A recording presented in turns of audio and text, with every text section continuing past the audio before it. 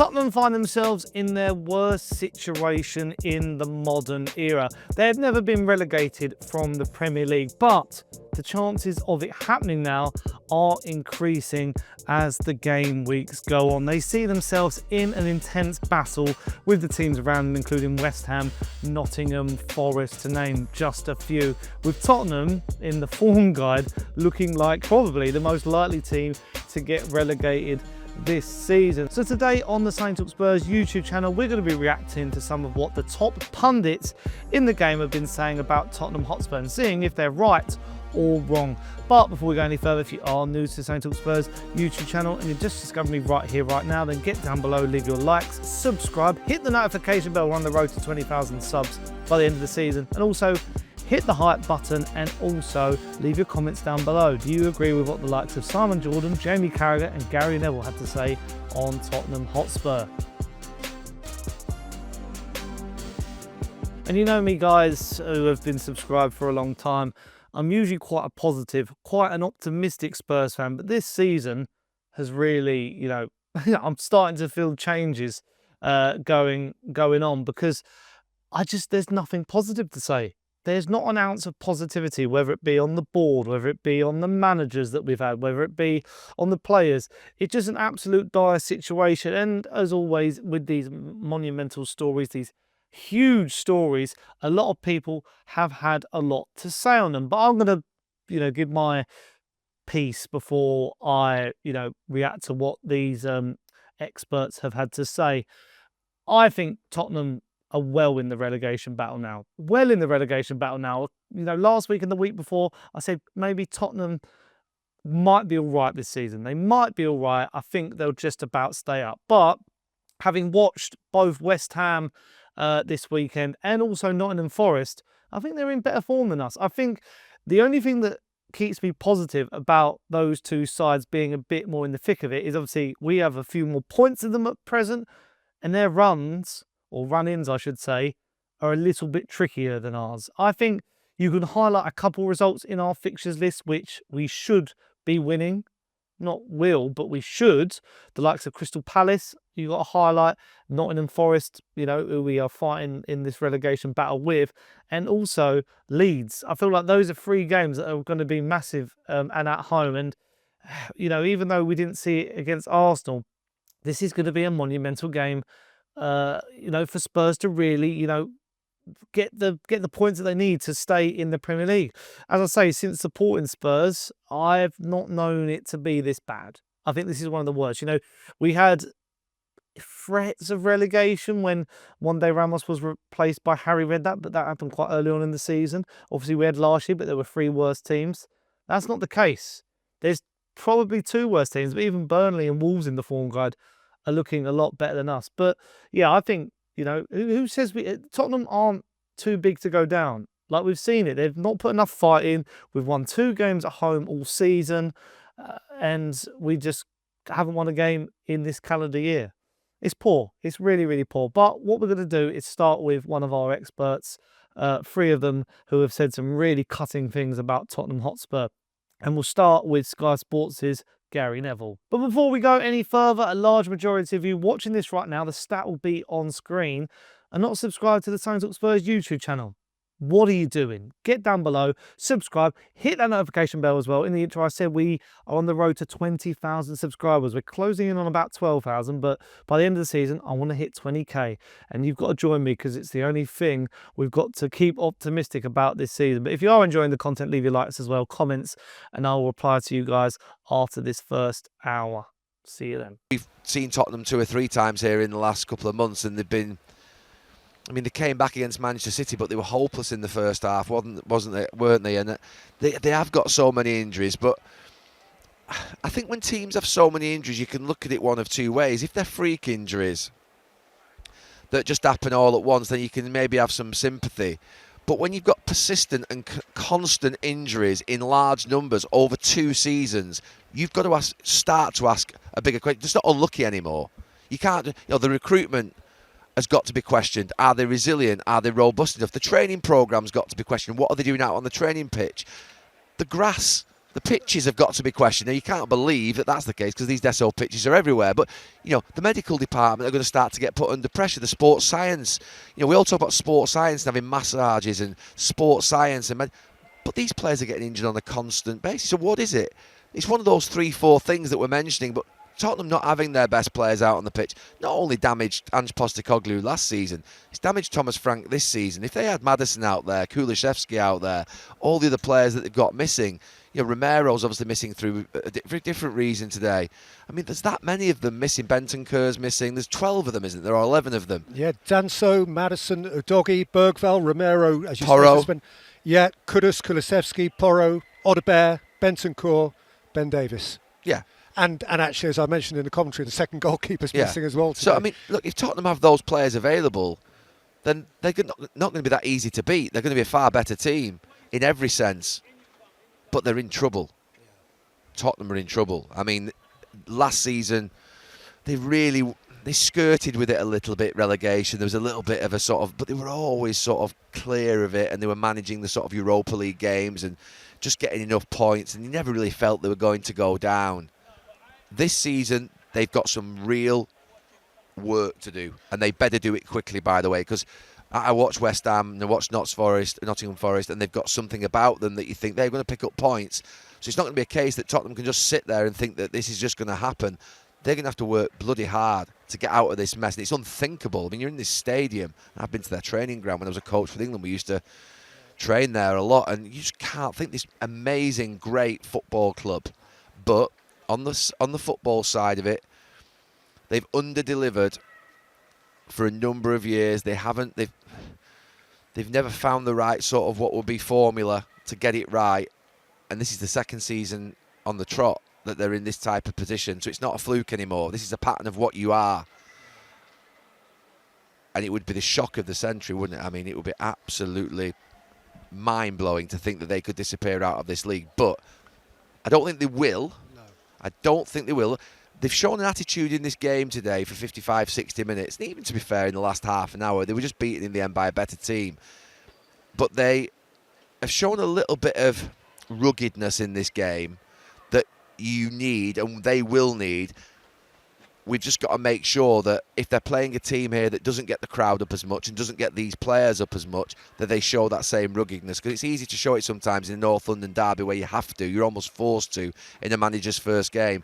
But when the cameras are off you and they're playing against a team in mid-table next week and the week after, and maybe it's a little bit less motivation, maybe it's a little bit less fire because of the fact of what this fixture is, are they going to be as rugged, as dogged, and as hard-working and as pressurising? Because they're going to need to be, because if you're just 2, 3, 4% off it in this league, you will get done. Yeah, well, that is going to be something clearly to watch. They were relegated, by the way, in 1977, Tottenham. A team that had Pat Jennings in goal, Glenn Hoddle in midfield, Steve Perryman, some Tottenham greats went down. But anyway, that's a different era. I think Gary makes some very, true points after watching us against Arsenal at the weekend. Tottenham are in an absolute dire state. And he says it could be, and I've seen this discussion, could this be the biggest shock in Premier League history? Now, when we think of shocks in Premier League history, I guess, Leicester winning it was a shock. We've had big teams get relegated like Newcastle and West Ham United. But Tottenham Hotspur getting relegated, one of the big six alongside Manchester City, Manchester United, Liverpool, Arsenal and Chelsea. I mean, what are we in the Deloitte rankings? We're usually in the top 10 richest clubs. I think it's a dire situation. It could be massive. And I think when we look at, what Tottenham are and what they could be, I mean, part of me thinks I'm going to pose this as a question. Would relegation be good for Spurs in the sense of, could it actually wake up the owners? We sell and we get maybe a new lease of life. But the worry is you end up like these Leicesters, Southamptons and, Nottingham Forest, Leeds, big giant clubs get stuck in that league. That could happen to Spurs. I can't imagine a lot of the players wanting to stay. The likes of Romero and Van der Ven will get touted around Europe. Even top youngsters, Bergvall, Archie Gray. We're due for a really scary time if we do get relegated. But another thing I wanted to say was, moving on now, is Jamie Redknapp is on Second Expert. And he went into more Eagles, Tudors tactics going into the North London derby. Consequence for Arsenal. We'll start, though, our analysis looking at Spurs and a new approach. Well, we thought there might be a new approach from their manager, Igor Tudor, who had talked about how confident he was before the game of Spurs getting clear of trouble. What did you think of the way they went about it? He spoke before the game about being on the front foot and being aggressive. And when you talk about taking the game to the opposition, for me, a lot of that is off the ball. How high do you put your back line? How aggressive are you in your press? And it was a man-to-man press all over the pitch. Now, Mikel Arteta and his analysts will know this manager well, even if we don't in the Premier League. And it is really man-to-man orientated, and they dragged some of the Spurs players all over the pitch. So before this clip even starts now, as we get into it, there's Eze on the last line, and he's dragging Basuma here. Do you understand what I mean? So it's a real man-to-man. He's then in the back. So one thing that did happen was what the wing-backs did in terms of pressing for Tottenham and who they went after. So they didn't stay deep. So as this ball comes into David Raya, before we even get to that, let me just highlight where the Spurs centre-backs are. So there's Palhinha. He's your right-sided centre-back because Trossard's now dragging him inside. We've just mentioned Eze. Gyökeres kept pulling to the left, OK? That's to drag the central defender, Dragusin, out wide. So again, the rotations from Arsenal were absolutely fantastic. But a big thing that happened in the game constantly was this, where Jed Spence and on the other side, Archie Gray would jump to the fullback, and certainly on this side, Van de Ven would come across and come and take Saka. And there was a lot of big challenges early on from Van de Ven. But for me, this clip sums up the first half where Tottenham went man-to-man, they were aggressive, trying to get the crowd involved, but they never, ever looked comfortable, never looked in control, and it always felt like everything was last-ditch. A last-ditch tackle, maybe a save from the goalkeeper, a situation like this. You felt like as a Tottenham fan, your heart was permanently in your mouth in this game, and that was probably The last 5 years. Yes, it's almost summing up a little bit. You know, it's a small sample size, obviously, it's one clip, but probably a little idea about how Tottenham went about it. Now, in the North London derby, we started okay. I think our shape looked a bit better, but from what I saw, it wasn't, it wasn't sustainable against a top-level team like Arsenal. I'm hoping if we play a little bit more attacking under Igor Tudor, and that's a big if, we could pick up points against the teams in and around us. Obviously, we weren't going to expect the lion's share of possession against Arsenal. Chances were going to be few and far between. But from what I've seen from this tactical analysis from Jamie Redknapp, I guess there might be some little grass shoots. That's maybe what we could see, but nothing really to hold your hat on. It is just an absolute turgid time when it comes to Tottenham Hotspur. And finally, our final expert, I should say, is Simon Jordan. Again, quite damning with his verdict. Listen, Martin. City's going to catch you. Spurs won't get relegated. Tottenham fans, keep calm heads. Igor Tudor will keep us up. I saw more yesterday. The score wasn't good, but when Arnie's goal, which was a perfectly good goal, could have made it 2-2, could have been a different game. When Raya made that great save from Richarlison, even at 3-1, it could have been a different game. Arsenal will bottle it again. There's going to be 2 sackings this year. Arteta's going to be sacked for failing again. And their biggest supporter, the most famous supporter, Keir Starmer's going to be out of a job too. Good. Have a good day, gentlemen. Cheers. Thank you very much. Nick is a Spurs fan. Hello. Yeah, morning, guys. First time caller here. I mean, where do we start with Spurs?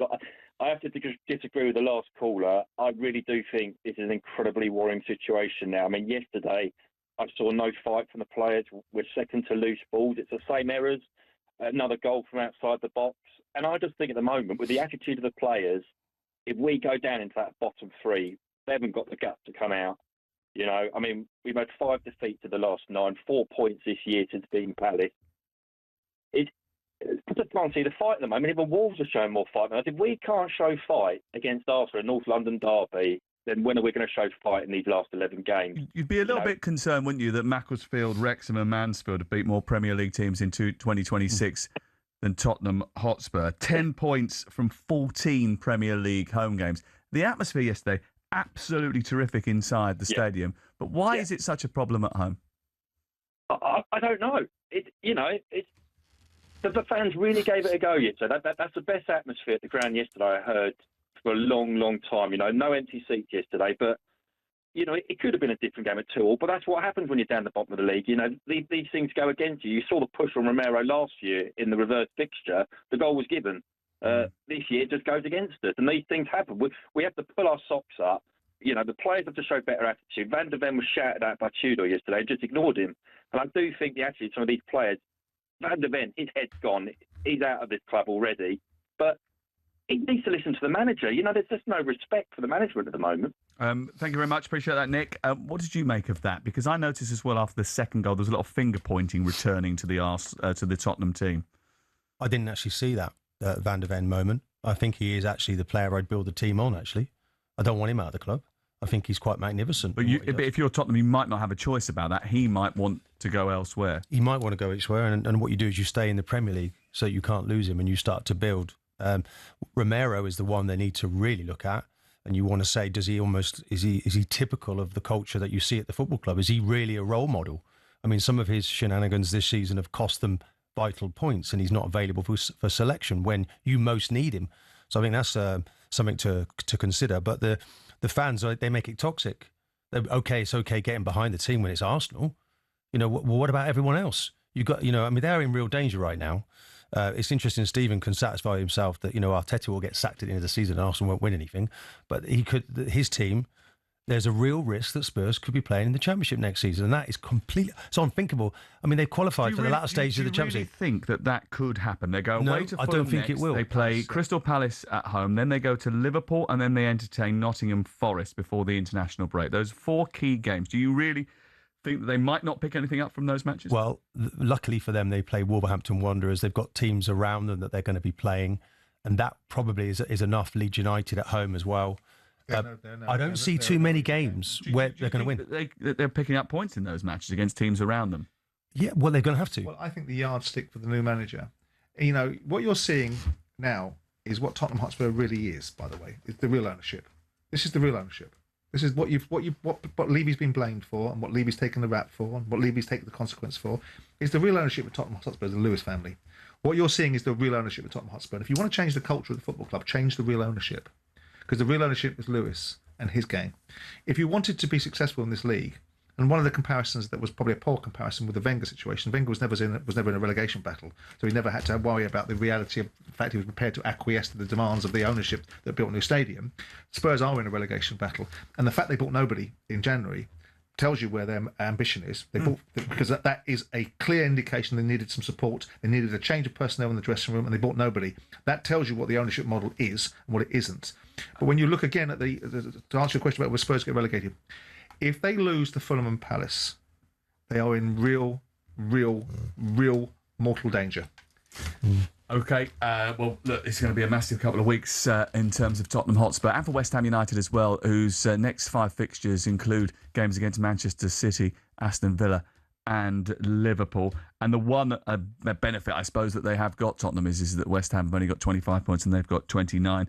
Nottingham Forest losing yesterday as well, despite the fact that it was quite a controversial last-minute winner for Liverpool. Certainly did Tottenham a bit of a favour. Simon there, he doesn't beat around the bush, does Simon. Again, similar to what he said about Gary Neville. Tottenham aren't too big to go down. It is literally such a tight gap between, West Ham, Nottingham Forest and us. They're my 3 teams in it. I think Leeds might have just done enough. I think Palace and Brighton as well. But yeah, it's getting really deadly serious for these clubs. I worry for us. I guess when I'm talking about the other clubs, I guess West Ham, as I say, their run, and maybe they have got a bit of form. I think we gave them a bit of form. Gave them the shot in the arm they needed when they beat us at the Tottenham Hotspur Stadium. Forest, I mean, again, unlucky at the weekend against Liverpool, but have they got enough potency up top? But then have we got enough potency up top? I just think, I'm hoping that when some of these players we have come back from injury, they could hopefully stake a case to keep us up. I think, the returns of Pedro Porro, Kevin Danzo, would be really, really vital. I think at the moment, when I look at that starting lineup that we saw fielded against Arsenal at the weekend, it's not good enough at the moment to stay up, but we need a lot, and a lot needs to change. But let me know your thoughts in the comments down below. And as I said in the intro, who do you agree with? Who do you disagree with? And as always, leave your like, subscribe, hit the notification bell, hype the video as well. And also, a new episode of Inside Spurs will be dropping at some point today, hopefully. Myself, Majestic, and Abbi Summers reacting to that North London derby, and I'm sure, it'll be a feisty one. So stay tuned for that. But until next time, guys, up the Spurs. See you guys soon. Bye.